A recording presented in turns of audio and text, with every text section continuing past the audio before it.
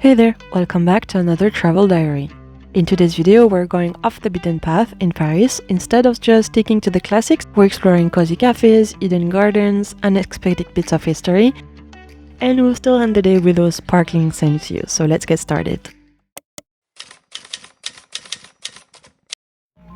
I kicked off the morning with a stop at Café Noir on Ile Saint-Louis. It's a small, stylish cafe right in the middle of the Seine, such a dreamy spot for coffee. Honestly, the perfect little boost before a full day of exploring.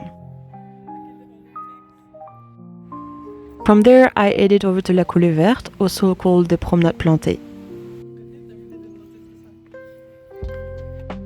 If it feels familiar, that's because it's actually inspired the New York High Line. Built on an old railway line, it stretches for almost 5 kilometers and gives you this really unique perspective of Paris. Part garden, part walkway, part urban jungle.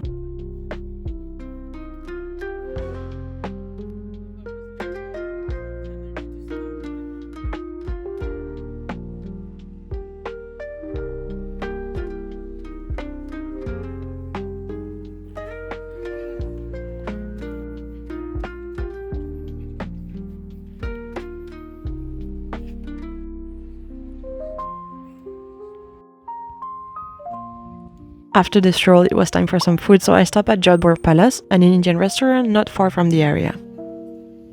It is one of those gyms that serve comforting dishes, perfect for recharging before more exploring. Next up, we made our way towards le Jardin des Plantes.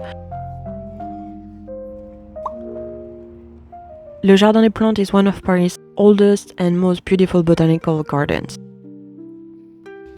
It was founded back in 1626 as the King's Medicinal Herb Gardens, which means it's been a place of greenery for almost 400 years.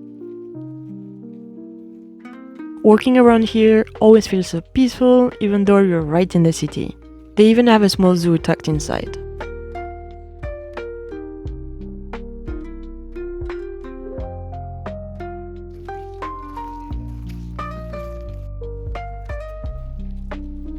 Inside the gardens, I made sure to visit the serres, the glass greenhouses.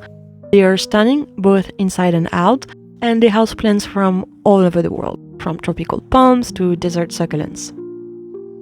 It almost feels like traveling to different continents without leaving Paris.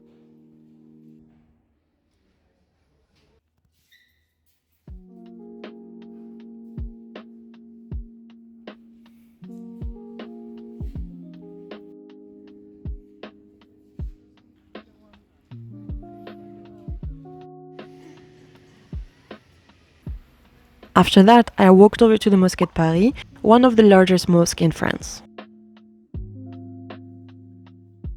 It was built in the 20s as a thank you to Muslim soldiers from French colonies who fought in World War I.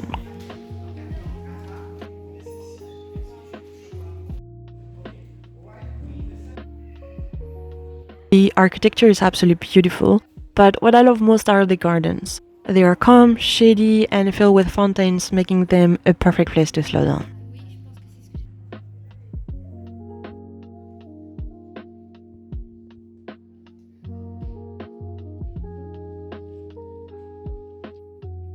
Keeping with the relaxed vibe, I stopped by les Arènes de Lutèce.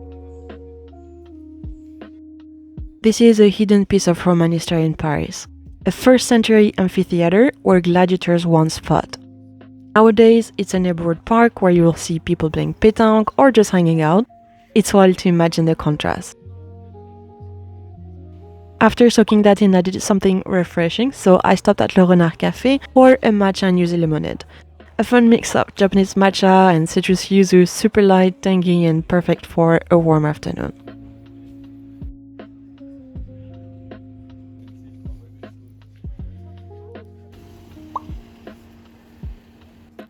Then I wandered past the Panthéon, which was originally built as a church, but is now a mausoleum for some of France's most important figures, people like Voltaire, Victor Hugo, and Marie Curie.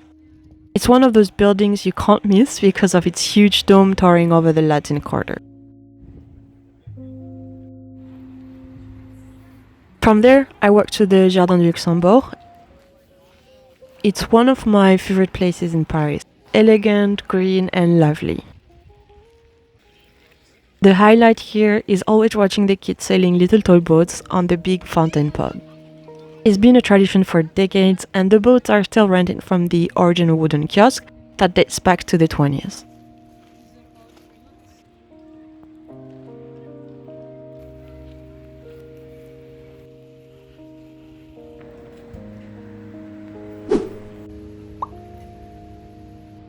And finally, I ended the day with a nighttime Seine River cruise.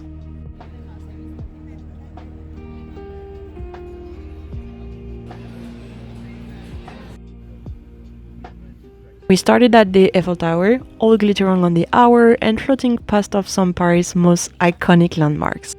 Les Invalides, the Assemblée Nationale, Musée d'Orsay, the Institut de France, Notre-Dame, the Conciergerie, the Louvre, and finally Place de la Concorde with its famous Egyptian obelisk.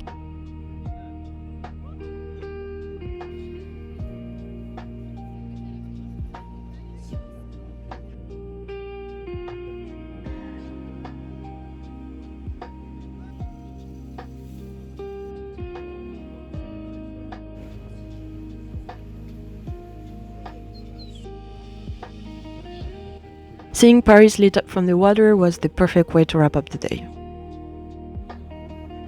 And that's a wrap on this off-beaten path Paris adventure.